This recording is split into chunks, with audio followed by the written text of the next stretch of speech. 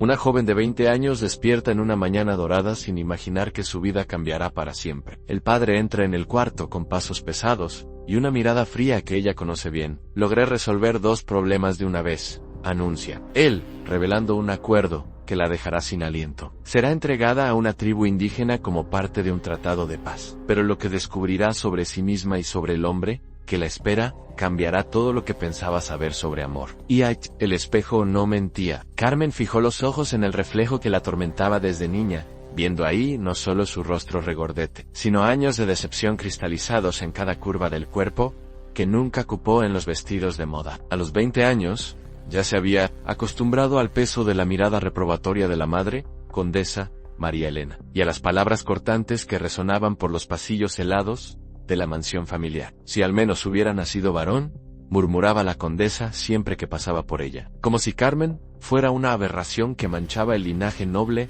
de los Herrera. El conde Fernando, su padre, apenas dirigía la palabra a la hija, prefiriendo fingir que no existía durante las cenas formales, donde solo el tintineo de los cubiertos rompía el silencio incómodo. La única luz en su infancia había sido la abuela paterna dona Mercedes, que le enseñaba sobre hierbas medicinales en los jardines de la propiedad. Mi querida Carmen, decía la anciana señora, acariciando sus cabellos castaños, las plantas más resistentes son aquellas que crecen en suelo árido.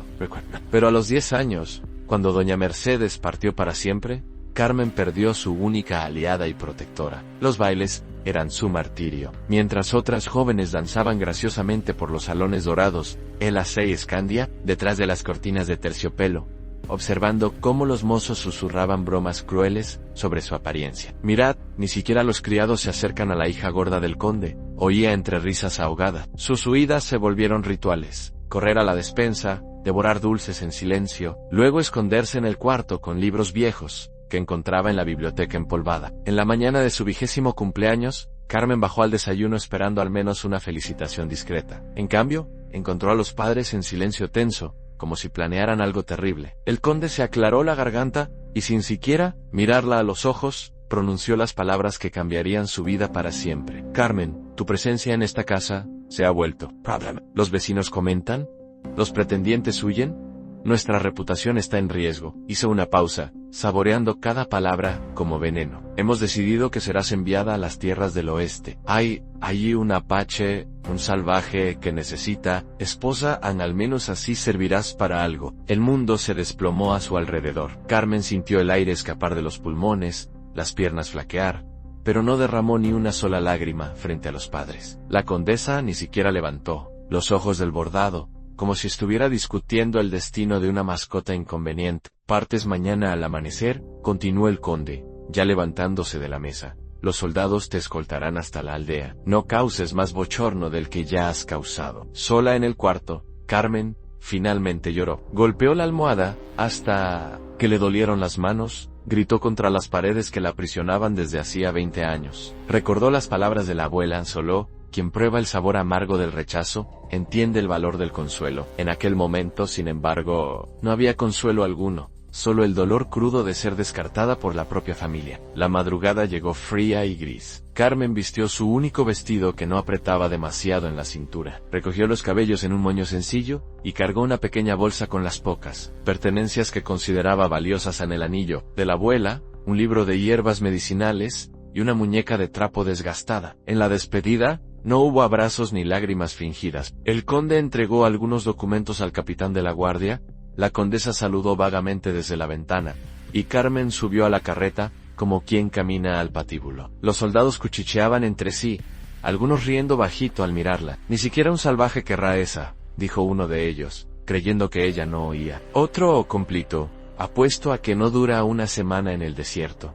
Es demasiado blanda para la vida dura. El viaje duró 3 días torturantes. En cada perrada, Carmen sentía las miradas curiosas y burlonescas de los viajeros. En una posa, oyó a una mujer comentar con otra ampabracela: debe haber hecho algo terrible, para que la familia se deshaga así de ella. Le dolía el estómago, pero apenas tocaba la comida, temiendo dar más motivos para burlas. Cuando finalmente avistaron la aldea apache, Carmen sintió el corazón acelerarse. Cabañas rústicas se esparcían por el paisaje árido, humó, sabiendo. De hogueras niños corriendo entre las construcciones, todo era tan diferente del mundo dorado y frío que conocía. El guerrero que la esperaba era alto y delgado, con cicatrices en el rostro y ojos oscuros que parecían atravesarla. Sus cabellos negros caían hasta los hombros, sujetos solo por una tira de cuero, y vestía ropas sencillas que contrastaban con la elegancia forzada del mundo que Carmen había dejado atrás. Recibió los documentos del capitán sin decir palabra. Luego fijó la mirada en Carmen con una expresión que mezclaba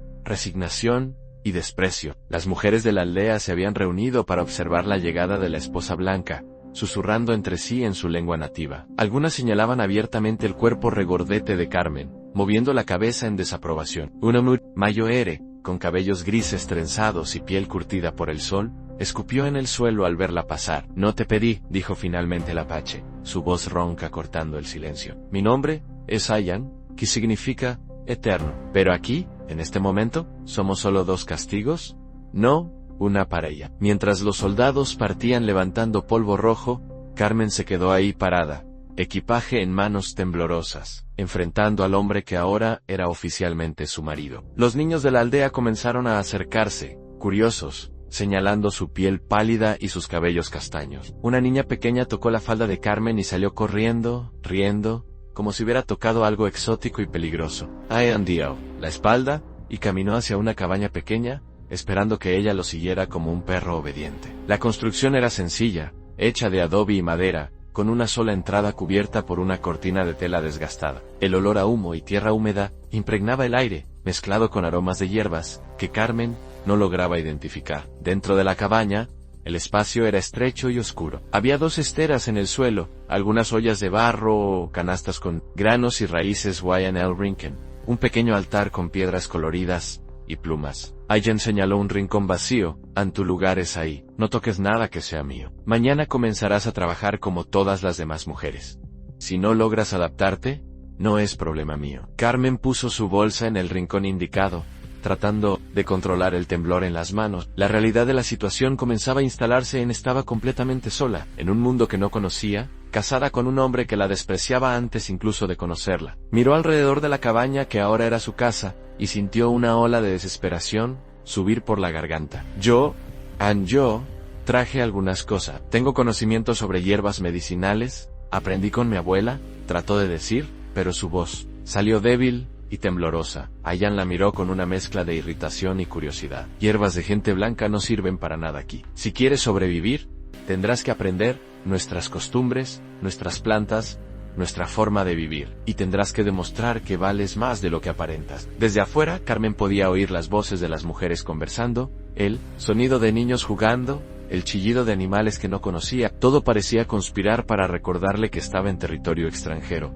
donde cada gesto, cada palabra podría ser interpretada como debilidad o inadecuación. Cuando el sol comenzó a ponerse, tiñendo el cielo de tonos anaranjados, una mujer apache entró en la cabaña sin pedir permiso. Era la misma que había escupido en el suelo al ver llegar a Carmen. Cargaba una vasija con algo que olía a carne y vegetales, pero en lugar de ofrecérsela a Carmen, se la entregó solo a Ayan. «Yeska», dijo la mujer, mirando directamente a Carmen, «esta es Nascha, la curandera de la aldea. No le gustan los forasteros». Nascha dijo algo en apache a Ayan, gesticulando en dirección a Carmen. Aunque no entendía las palabras, Carmen percibió por el tono que no eran elogios. Ayan respondió con pocas palabras, y Nasha salió de la cabaña, con una expresión aún más hosca. «¿Qué dijo?», preguntó Carmen, aunque temía la respuesta. «Que eres demasiado gorda para el trabajo pesado, demasiado blanca para entender nuestra cultura, y demasiado débil para sobrevivir aquí. Dijo también que me arrepentiré de haber aceptado este acuerdo». Las palabras golpearon a Carmen como bofetadas. Vayó la cabeza, sintiendo las lágrimas amenazar con desbordarse nuevamente. Era la misma humillación de siempre, solo que en un escenario diferente. Por un momento, consideró suplicar a los soldados que volvieran a la mañana siguiente, para llevarla de vuelta, aún sabiendo que ya no había lugar para ella en la casa paterna. «¿Y tú estás de acuerdo con ella?», preguntó, reuniendo valor para levantar los ojos. Ayan masticó lentamente antes de responder, sus ojos fijos en el fuego que comenzaba a crepitar en la pequeña chimenea de piedra. «No lo saben, pero si está en lo cierto, lo descubriremos pronto». La noche cayó pesada sobre la aldea, trayendo consigo el sonido de tambores distantes y cantos en lengua apache. Carmen se acostó en su estera, tirando sobre sí una manta áspera que Ayan había arrojado en su dirección. El suelo era duro, el aire frío, y cada ruido desconocido la hacía sobresaltarse. Mientras trataba de dormirse, Carmen pensó en las palabras de la abuela, sobre las plantas que crecen en suelo árido. Tal vez, este fuera exactamente el tipo de suelo que necesitaba, para descubrir quién realmente podría llegar a ser. Pero en aquel momento,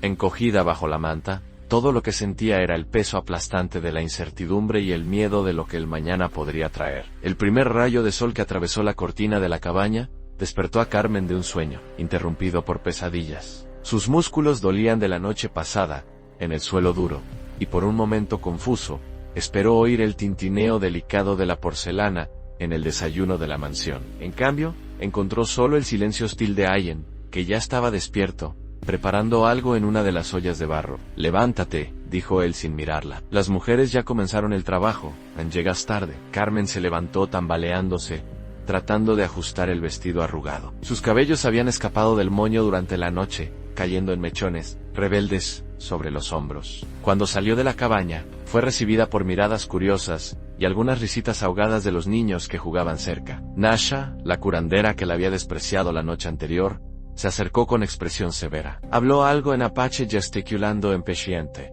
y Allan tradujo con desgana. «Dice que vas a trabajar con las otras mujeres en la recolección de raíces y preparación de comida. Si no logras seguir el ritmo, te quedarás sin comer». Un grupo de 5 mujeres apache esperaba junto a la entrada de la aldea, cargando cestas de paja y cuchillos rudimentarios. Cuando Carmen se acercó, la miraron de arriba abajo, susurrando entre sí. Una de ellas, más joven, con trenzas largas y ojos desconfiados, señaló las manos suaves de Carmen, y dijo algo que hizo reír a las otras. «Dice que tus manos son como las de una niña mimada», tradujo una mujer mayor que hablaba un poco de español. «Que vas a llorar antes del mediodía». La caminata hasta el lugar de recolección fue una tortura. Las mujeres apache caminaban con pasos largos y seguros por la tierra árida, mientras Carmen tropezaba constantemente con las piedras y espinas que atravesaban el camino. Sus zapatos delicados, apropiados para los salones pulidos de la mansión, se rompieron en pocos minutos, forzándola a continuar casi descalza. Cuando llegaron al campo de recolección,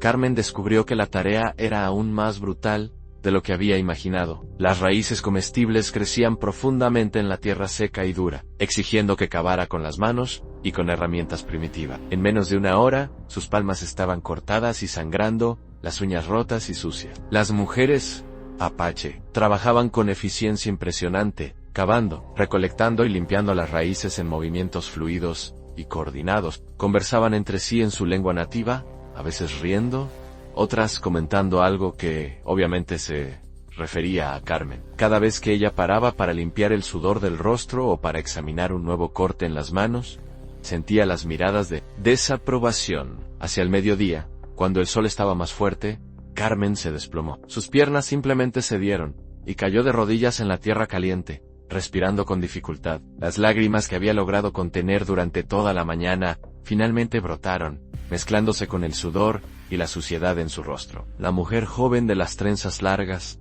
que Carmen después supo que se llamaba Itzel se acercó algo en tono burlón. Las otras rieron, y una de ellas imitó la manera como Carmen había caído, exagerando en los gestos para aumentar la gracia de la situación. «Por favor», murmuró Carmen en español, sabiendo que algunas entendían. «Solo, necesito un momento». Nasha apareció como si hubiera sido convocada por la vergüenza ajena. Miró a Carmen con una expresión que mezclaba rabia y asco. Habló algo severo con las otras mujeres, y luego se dirigió directamente a la intrusa.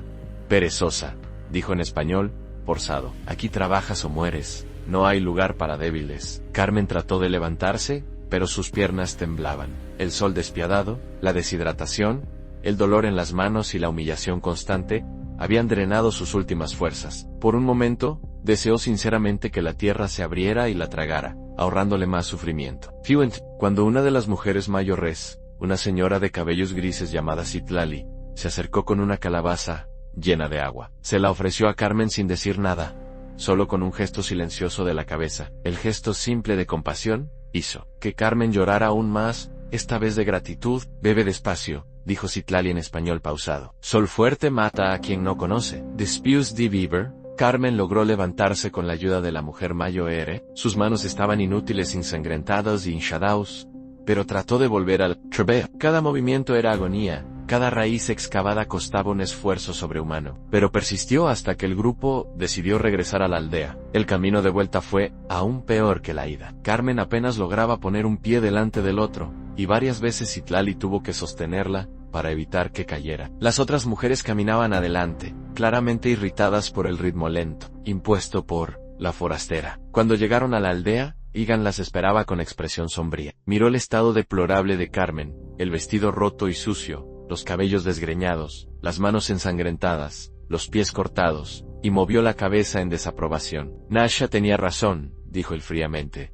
No vas a durar una semana. Dentro de la cabaña, Carmen se desplomó nuevamente, esta vez, sin fuerzas ni para llorar. Ian trajo un poco de agua en una vasija de barro, y la puso a su lado, pero no ofreció ninguna palabra de consuelo o aliento. Mañana será igual, dijo él, masticando un pedazo de carne seca, y pasado mañana también. Si quieres sobrevivir, tendrás que endurecerte rápidamente. Carmen miró sus manos destruidas y sintió una rabia sorda crecer en su pecho. No era rabia solo de la situación, sino de toda la cadena de eventos que la había llevado hasta ahí. Rabia de los padres que la descartaron, de la sociedad que la rechazó, de sí misma, por haber creído que merecía ese trato. Mi abuela me enseñó sobre hierbas medicinales, dijo ella, tratando de mantener la voz firme. Soy como trader, heridas y hacer remedios. Puedo ser útil de otras maneras. Ian dejó de masticar y la miró con interés por primera vez desde que ella llegara. Demuéstralo, dijo simplemente, con manos temblorosas. Carmen abrió su pequeña bolsa y sacó el libro de hierbas medicinales que había traído de la mansión. Las páginas estaban amarillentas y algunas anotaciones de la abuela aún eran visibles en los márgenes. Hojeó hasta encontrar una receta para pomada cicatrizante. Necesito salvia, miel y manteca, dijo ella. Si consigo esos ingredientes, puedo hacer algo para curar cortes y heridas. Ian permaneció en silencio por un largo momento, estudiándola. Había algo en sus ojos que Carmen no lograba descifrar, tal vez curiosidad, tal vez escepticismo. Nasha es nuestra curandera, dijo, finalmente. Si tratas de interferir en su trabajo, las consecuencias serán graves. No quiero interferir, respondió Carmen rápidamente. Solo quiero ayudar en curar mis propias heridas. Y tal vez demostrar que no soy completamente inútil. Un grito agudo viniendo de fuera de la cabaña interrumpió la conversación. Ian saltó de pie y salió corriendo, seguido por Carmen que se tambaleó detrás de él. En el centro de la aldea, una multitud se había formado alrededor de un niño que lloraba inconsolablemente. Era un niño pequeño, de tal vez 5 años, que se había cortado profundamente en el brazo con una hoja. Nasha estaba arrodillada al lado del niño, tratando de detener el sangrado con hojas y barro, pero el corte era demasiado profundo. El niño se estaba poniendo pálido, y sus gemidos de dolor hacían que las madres de la aldea lloraran junto con él. Carmen miró la escena, luego sus propias manos heridas, y tomó una decisión que lo cambiaría todo. Aún sabiendo que podría enfrentar la ira de Nasha, aún sabiendo que sus manos maltratadas apenas podían moverse, se acercó al círculo formado alrededor del niño. La sangre del niño manchaba la tierra seca, y podía ver que los métodos tradicionales de la curandera no estaban siendo suficientes para detener la herida profunda. Era ahora o nunca, su oportunidad de demostrar que tenía valor más allá de ser solo una carga descartada por la familia. Elech, gritó Nasha en español forzado cuando vio a Carmen acercarse al niño herido.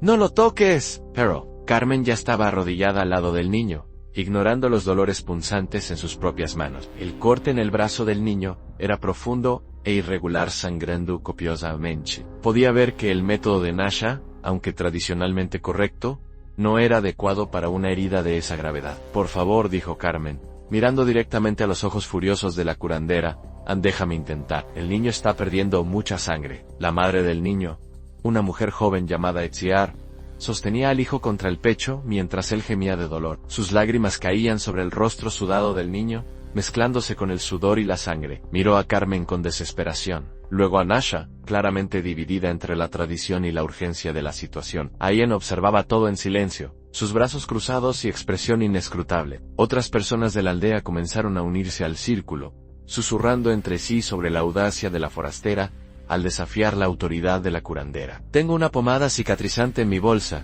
continuó Carmen, tratando de mantener la voz calma a pesar del corazón acelerado. Mi abuela la usaba para heridas profundas. Puede salvar su brazo. Nasha escupió en el suelo, cerca de los pies de Carmen. ¿Brujerías de gente blanca? ¿Quieres matar al niño? El niño, que había parado de llorar, por un momento debido al agotamiento, comenzó a gemir más débil. Carmen notó que su piel se estaba poniendo más pálida, señal de que estaba perdiendo demasiada sangre. Sin esperar más permiso, rasgó una tira de su propio vestido y comenzó a limpiar delicadamente el área alrededor de la herida. ¿Qué estás haciendo?, preguntó Ayan, finalmente moviéndose para acercarse más. Primero, necesito limpiar el corte, explicó Carmen, sus manos temblando pero determinadas. Después, voy a aplicar presión para detener el sangrado, y luego la pomada, para acelerar la cicatrización. Itziar miró a Carmen, con una mezcla de esperanza y terror.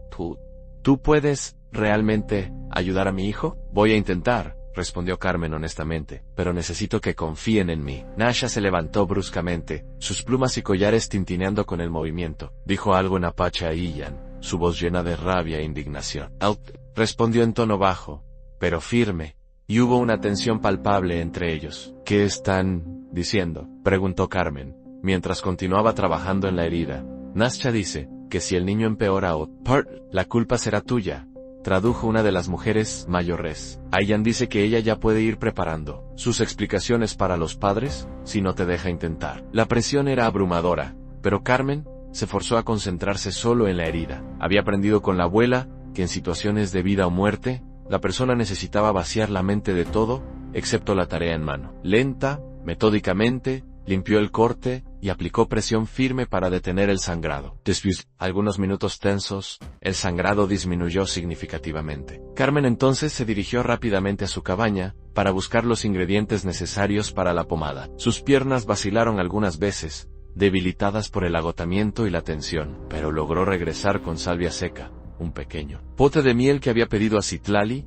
y manteca que Ijon había dado de mala gana. En presencia de toda la aldea, Carmen preparó la pomada de la abuela, machacó las hojas de salvia hasta formar una pasta, mezcló con miel para crear propiedades antibacterianas, y añadió manteca para dar consistencia. Sus manos heridas protestaban a cada movimiento, pero persistió. Ahora, voy a aplicar esto en la herida, explicó ella, más para tranquilizar a la madre que por necesidad. Puede arder un poco al principio, pero después, va a ayudar. Cuando tocó la pomada en el corte del niño, él gimió, y se retorció en los brazos de la madre. Nasha dio un paso adelante, lista para intervenir, pero Carmen habló rápidamente. Es normal a la salvia.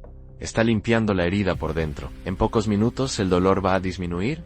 Y así, sucedió. Lentamente, los gemidos del niño se transformaron en suspiros más calmados. Carmen envolvió el brazo de él, con tiras limpias, de tela, creando un vendaje rudimentario pero eficaz. Necesita quedarse quieto por algunos días, instruyó ella, y el vendaje debe cambiarse cada 2 días. Si no hay señales de infección, va a estar bien. Itziar abrazó a Carmen con lágrimas. En los oídos. Gracias, murmuró. Gracias por salvar a mi hijo. Pero la victoria de Carmen fue breve. Nasha, humillada públicamente, se acercó con ojos llameantes de rabia. ¿Crees que sabes más que nuestra tradición ancestral?, dijo ella. Su voz, baja, pero cargada de veneno. Veremos qué pasa en los próximos días. Si algo sale mal, pagarás caro. Ayan permaneció en silencio mientras la multitud se dispersaba. Carmen podía sentir las miradas curiosas y divididas de la gente. Algunos parecían impresionados, otros desconfiados, muchos simplemente esperando para ver el resultado. Esa noche, sola en la cabaña con Ayan, Carmen finalmente se permitió sentir el peso de lo que había hecho. Sus manos dolían terriblemente, su cuerpo estaba agotado, y se había puesto en una posición donde el fracaso significaría no solo su expulsión de la aldea, sino posiblemente algo peor. ¿Por qué hiciste eso?, preguntó Ayan, rompiendo el silencio. Carmen pensó por un momento antes de responder, porque era lo correcto. YPORQUE... Porque necesito demostrarme a mí misma que puedo ser útil para algo, y si el niño empeora, entonces habré fallado. Pero al menos habré intentado. Ayan la estudió a la luz débil de la hoguera. Eres diferente de lo que esperaba, dijo. Finalmente, ¿cómo así? Esperaba a alguien mimada, llorona, que se rendiría al primer obstáculo, pero tú tienes algo por dentro. No sé aún qué es por Olotins. Era el primer elogio, aunque dudoso, que Carmen recibía desde su llegada. Por un momento, sintió una pequeña llama de esperanza encenderse en su pecho. Pero la esperanza fue rápidamente temperada por la realidad. En los 3 días siguientes, Carmen vivía en tensión constante, visitando al niño varias veces al día para verificar su progreso. Nasha también estaba siempre cerca, observando cada cambio en la herida con ojos de halcón, esperando cualquier señal de que el tratamiento de la forastera hubiera fallado. En el segundo día, el niño desarrolló fiebre baja, y Nasha inmediatamente declaró que era señal de infección causada por la brujería blanca. Carmen tuvo que explicar pacientemente que la fiebre baja era normal en el proceso de cicatrización, pero podía ver la duda creciendo en los ojos de la gente alrededor. En el tercer día, sin embargo, cuando Carmen removió el vendaje para cambiarlo, encontró algo que hizo su corazón saltar de alegría. El corte estaba visiblemente menor, los bordes uniéndose limpia y uniformemente. No había señales de infección, y la carne alrededor estaba rosada y saludable. «Está funcionando», murmuró ella, apenas logrando contener la emoción. Etzeyar examinó el brazo del hijo con ojos agrandados. «¿Está sanando tan rápido?», dijo ella, «mucho más rápido que cualquier herida que haya visto». La noticia se esparció por la aldea como fuego en paja seca. La gente comenzó a reunirse nuevamente alrededor de la cabaña de Etziara, esta vez para presenciar el progreso milagroso de la cicatrización. Muchos tocaron delicadamente el brazo del niño, susurrando entre sí en admiración. Nasha llegó como una tormenta, empujando a la gente para llegar al niño. Cuando vio el estado de la herida, su rostro se contorsionó en una expresión que mezclaba sorpresa, rabia y algo que parecía ser miedo. «Esto no es posible»,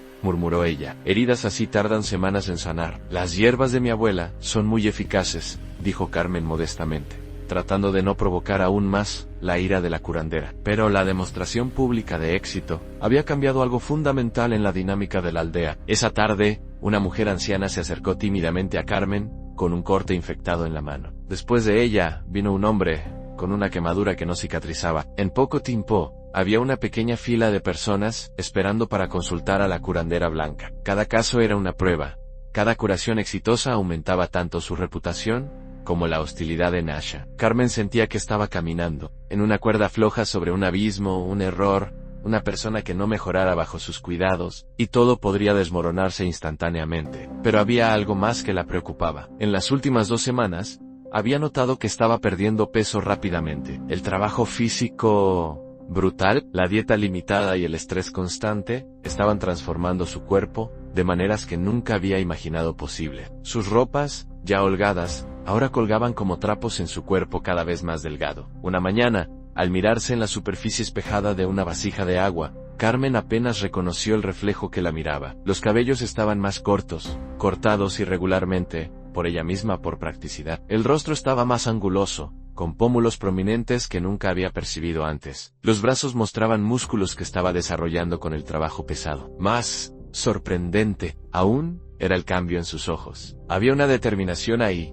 una firmeza que nunca había tenido durante los años de humillación en la mansión de los padres. Por primera vez en la vida, estaba viendo una versión de sí misma que parecía tan fuerte, pero en el exacto momento en que comenzaba a sentir una confianza genuina. El destino le preparó otra prueba. La acusación llegó como un rayo en cielo. Claro, Carmen estaba preparando una pomada para una mujer anciana, cuando Nasha irrumpió en su cabaña, seguida por 3 hombres de la aldea, con expresiones sombrías. Y ya no estaba presente, había salido a cazar con otros guerreros, dejando a Carmen momentáneamente desprotegida. «Envenenadora», gritó Nazca, señalando con dedo acusador a Carmen. «¡Mataste a Tlacaelel!». El nombre golpeó a Carmen, como un golpe físico. Tleselel era un anciano respetado de la aldea, uno de los pocos que se había mostrado neutral respecto a su presencia. La semana anterior, él había buscado a Carmen para tratar una herida infectada en la pierna, y ella había preparado una pomada especial siguiendo las instrucciones del libro de la abuela. «¡Eso no es verdad!», protestó Carmen,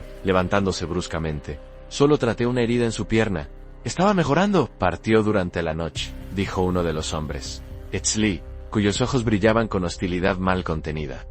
«De aplicar tu poción diabólica. Toda la aldea sabe que lo hechizaste». Carmen sentía el mundo girando a su alrededor. Tleselel había parecido mucho mejor cuando lo vio por última vez. La herida estaba cicatrizando bien, sin señales de infección. ¿Cómo podría haber pasado esto? «Déjenme ver el cuerpo», pidió ella, tratando de mantener la voz firme. «Puedo descubrir qué realmente pasó a Nascharrío con amargura, para que puedas destruir las evidencias de tu hechicería». La noticia se esparció por la aldea, con la velocidad de un incendio descontrolado. En cuestión de horas, Carmen pasó de curandora respetada a sospechosa de asesinato. Las personas que antes la buscaban para tratamiento ahora la evitaban, haciendo señales de protección cuando pasaban por ella. Citlali, la mujer anciana que había mostrado bondad desde el primer día, fue una de las pocas que aún se atrevió a acercarse a Carmen. ¿Trajo agua y un poco de comida?, susurrando rápidamente antes de partir. El anciano estaba muy enfermo, dijo ella, mirando nerviosamente alrededor. Más enfermo de lo que cualquiera sabía. Su familia escondió esto para que no perdiera el respeto de la tribu. No fue culpa tuya. Pero la verdad de Citlali poco importaba frente a la ola de sospecha y miedo que había tomado control de la aldea. Itzel, la joven de las trenzas largas que siempre la había despreciado, ahora lideraba un grupo de mujeres que susurraban sobre maldiciones de la mujer blanca siempre que Carmen aparecía. Cuando alguien regresó de la cacería al final del día, encontró su cabaña rodeada por una multitud agitada. Nasha estaba en el centro del grupo,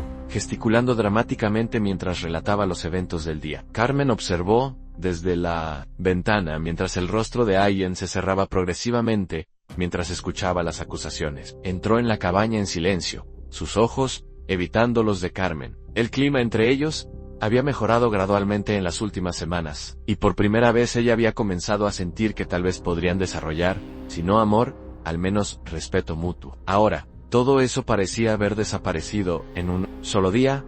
¿Realmente lo trataste?, preguntó él finalmente. Sí, pero solo por una herida en la pierna. Estaba mejorando. Ayanente juró que estaba mejorando. Él permaneció en silencio por un largo momento, estudiándola. La familia de Tleiselel está pidiendo tu expulsión de la aldea. Algunos quieren cosa peor. Carmen sintió un frío en el estómago. ¿Y tú? ¿Qué piensas? Ya no sé qué pensar, dijo él, su voz cargada de cansancio. Parte de mí quiere creerte. Pero Tleiselel era un hombre saludable. Era extraño que buscara tratamiento. La revelación golpeó a Carmen como un rayo. ¿No sabías que estaba enfermo? Ayan frunció el ceño. ¿Enfermo?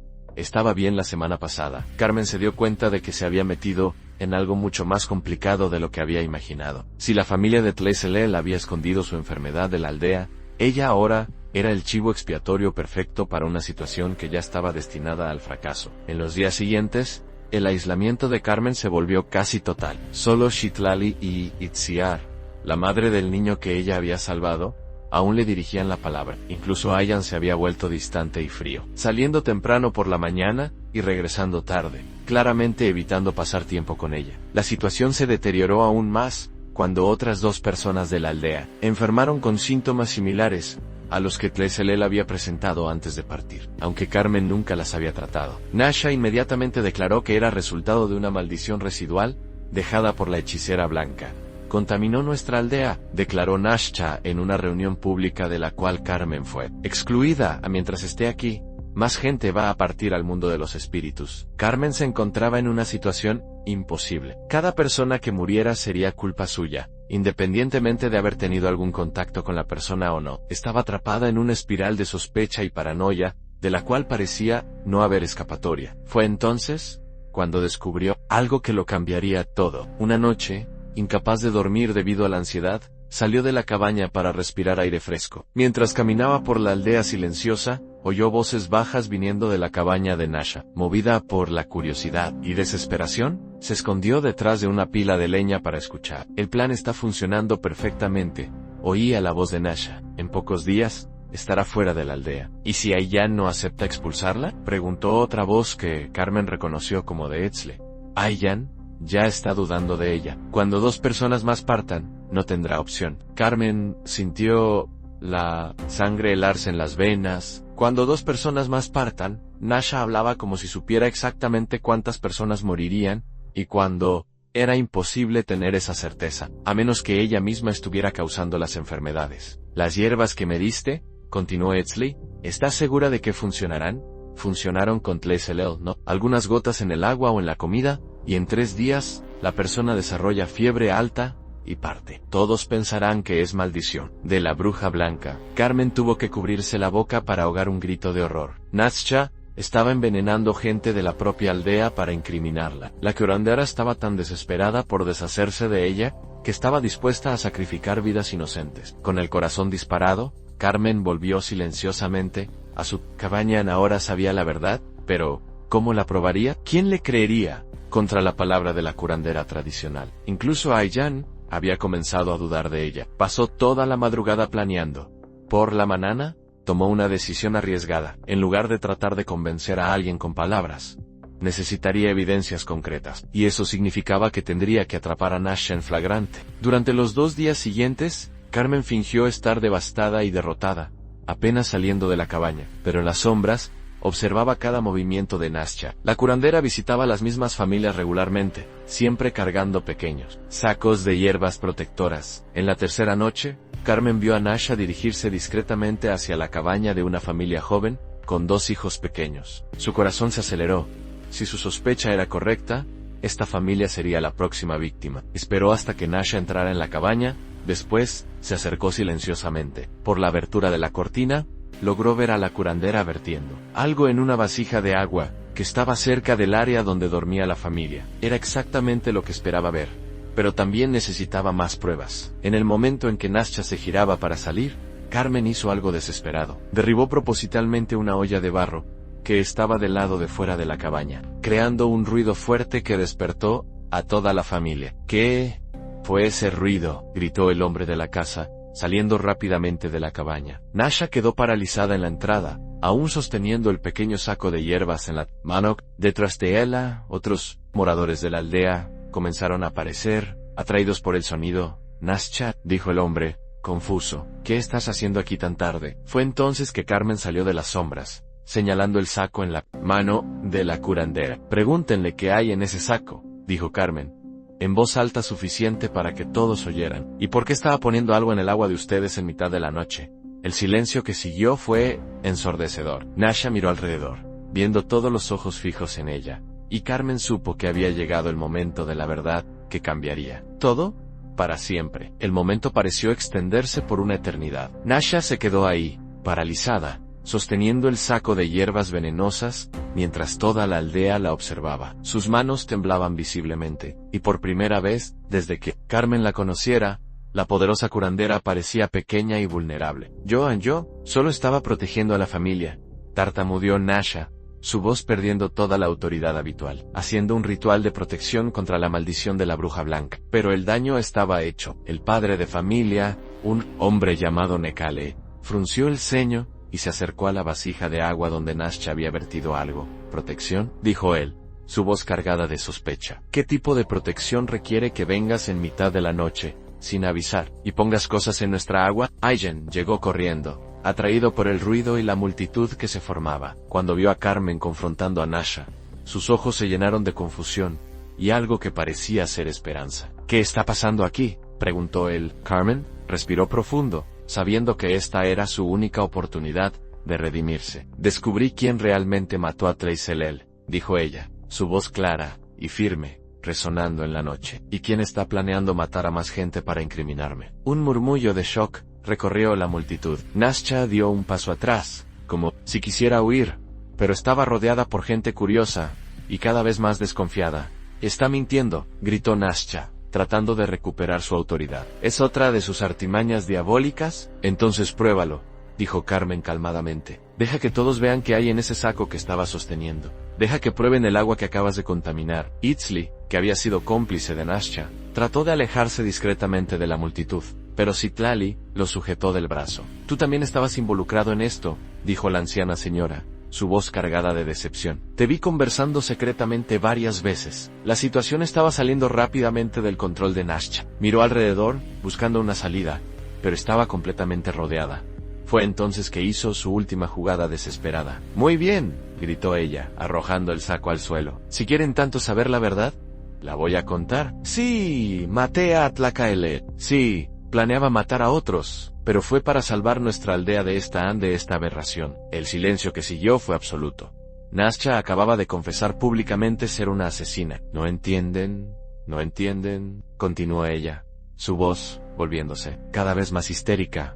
«Ella es una maldición. Desde que llegó aquí, nuestro orden natural fue perturbado. La gente comenzó a dudar de nuestras tradiciones, a preferir sus métodos a los nuestros ancestrales. Va a destruir todo lo que somos». Aiyan se acercó lentamente a Nasha, sus ojos brillando de rabia contenida. «¿Mataste a un anciano respetado para incriminar a mi esposa?». La palabra esposa sonó extraña, viniendo de los labios de alguien, pero también cargada de un peso y significado que Carmen nunca había oído antes. Por primera vez, él la había reivindicado públicamente como suya. «Ella no es tu esposa», escupió Nastya. «Es un castigo, una punición que el hombre blanco nos impuso. Deberías estar de mi lado, el único castigo aquí», dijo Ian fríamente, «es descubrir que nuestra curandera es una asesina». La multitud comenzó a agitarse, voces levantándose en indignación. Etziar, la madre del niño que Carmen había salvado, dio un paso adelante. «Ella salvó a mi hijo», dijo. Ella, su voz temblando de emoción. «Mientras tanto, tú mataste gente inocente». Una por una, otras personas comenzaron a hablar. Familias que Carmen había ayudado, heridas que había curado, niños que estaban vivos, gracias a sus cuidados. El contraste con los crímenes de Nastya era gritante. Citlali se acercó a Carmen y la abrazó. «Perdónanos», murmuró. «Perdónanos por dudar de ti». Pero la vindicación de Carmen fue interrumpida por un sonido que heló la sangre de todos los presentes, el galope de caballos, acercándose rápidamente. En la oscuridad, lanzas de luz de antorchas cortaban la noche, revelando un grupo de soldados armados. «¡Es el conde!», susurró alguien en la multitud. Carmen sintió su corazón dispararse. Era su padre, acompañado por soldados y un hombre, vestido con vestiduras religiosas, que reconoció como Padre González, el capellán de la familia. El conde Fernando desmontó de su caballo con movimientos duros y militares, sus ojos barriendo la aldea con desdén, hasta encontrar a Carmen. Cuando la veo delgada, bronceada por el sol, con ropas sencillas y cabellos cortos, su expresión se transformó en algo entre shock y repugnancia. «Carmen», dijo él, su voz cortante como siempre. «Vine a buscarte». «Buscar», repitió ella. «La última vez que se vieron, él había expulsado de casa con desprecio total a tu madre. Tu madre partió hace 3 semanas», dijo el conde, las palabras saliendo con dificultad. «Una fiebre súbita, antes de partir.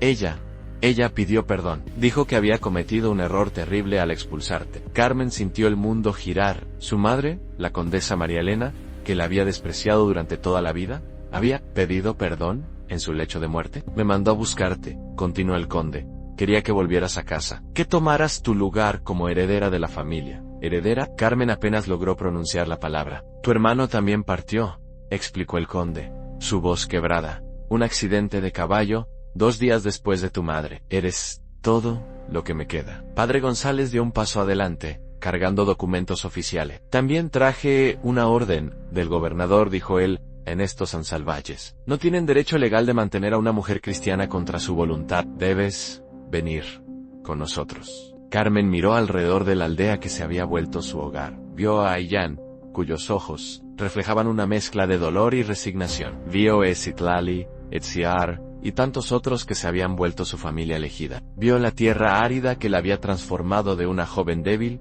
y rechazada en una mujer fuerte y respetada. «No», dijo ella simplemente.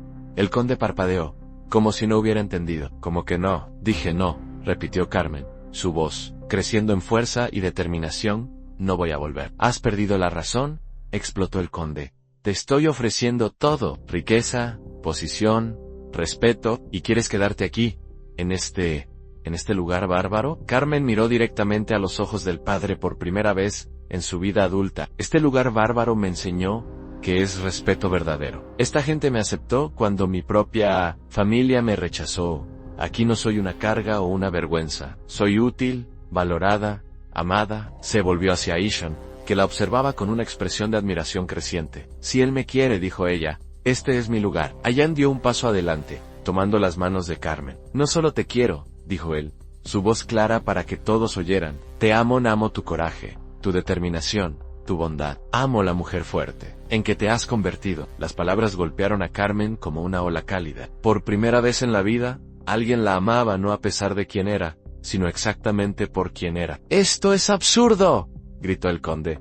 «Eres mi hija, tienes obligaciones con tu familia, con tu line». «Mi obligación», dijo Carmen calmadamente, «es conmigo misma, y con la gente que realmente se preocupa por mí». Padre González intentó un enfoque diferente. «Hija mía, piensa en lo que estás haciendo. Estás eligiendo una vida de privaciones, en lugar de lujo, paganismo, en lugar de la verdadera fe». Carmen sonrió, una expresión serena y confiada que sorprendió a todos. «Padre, encontré más fe en este último año que en toda mi vida anterior. Fe en mí misma, fe en el poder de la bondad, fe, en el amor verdadero. El conde hizo un último intento. Si te quedas aquí, estarás muerta para mí. Nunca más serás bienvenida en nuestra familia. Su familia me expulsó mucho antes de que saliera físicamente de ella, respondió Carmen. Esta es mi verdadera familia ahora. La multitud apache observaba en silencio respetuoso, presenciando la transformación final de Carmen de hija rechazada en mujer empoderada. Incluso Nasha,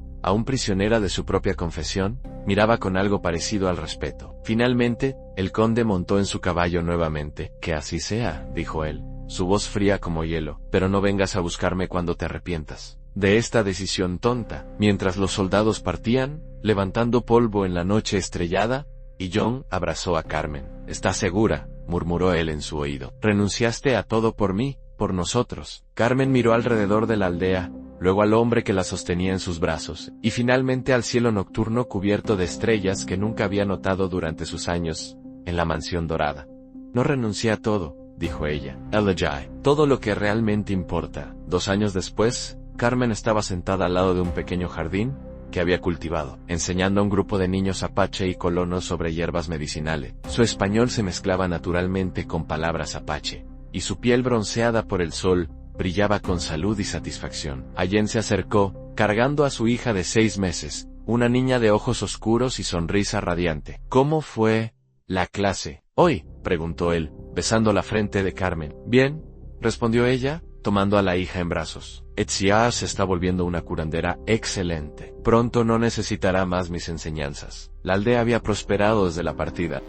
La mezcla de conocimientos tradicionales apache con las técnicas médicas que Carmen había traído, había creado una forma de curación más eficaz que cualquiera de las dos sola. Gente de aldeas vecinas venía a buscar tratamiento while la reputation de Carmen se había esparcido por toda la región. Hay algo que quiero mostrarte, dijo Allen, sacando un papel arrugado del bolsillo. Y rayó una carta, obviamente leída y releída muchas veces. Carmen reconoció inmediatamente la caligrafía elegante de su hermano menor, Miguel, que había quedado en la mansión cuando ella partió. ¿Cómo conseguiste esto?, preguntó ella. Un comerciante pasó por la aldea ayer, tío QS, tratando de entregártela desde hace meses. Con manos temblorosas, Carmen leyó la carta. Miguel contaba cómo la mansión había cambiado desde su partida, cómo el conde se había vuelto amargo y solitario, cómo los empleados aún hablaban de ella con cariño. Pero la parte más importante estaba al final. Hermana querida, espero que un día puedas perdonarme por no haberte defendido cuando debería. Sé ahora que siempre fuiste la más fuerte de todos nosotros. Papá nunca lo va a admitir, pero sé que se arrepiente profundamente de cómo te trató. Tu coraje de elegir tu propio camino nos enseñó algo sobre verdadera nobleza. Con todo mi amor y admiración, Miguel. Lágrimas silenciosas descendieron por el rostro de Carmen. No eran lágrimas de tristeza, sino de una paz profunda y duradera. Había encontrado su lugar en el mundo, y más importante aún, se había encontrado a sí misma. ¿Te arrepientes de algo?, preguntó Allen, observando su expresión. Carmen miró a la hija en sus brazos, al hombre que la amaba incondicionalmente, a la aldea que se había vuelto su hogar, y finalmente al horizonte donde el sol se ponía sobre la tierra árida que la había transformado. De nada, dijo ella, su voz llena de certeza absoluta. Cada cicatriz, cada lágrima, cada momento de dolor me trajo hasta aquí, y aquí es exactamente donde pertenezco. Mientras las primeras estrellas comenzaban a aparecer en el cielo nocturno, Carmen sostuvo a su familia cerca y sonrió. Había destinos que parecían castigo, pero eran en realidad puertas hacia todo lo que una persona jamás se había atrevido a soñar. Y ella había atravesado esa puerta con coraje, emergiendo del otro lado no como la hija rechazada que una vez fue, sino como la mujer poderosa y amada que siempre había tenido el potencial de convertirse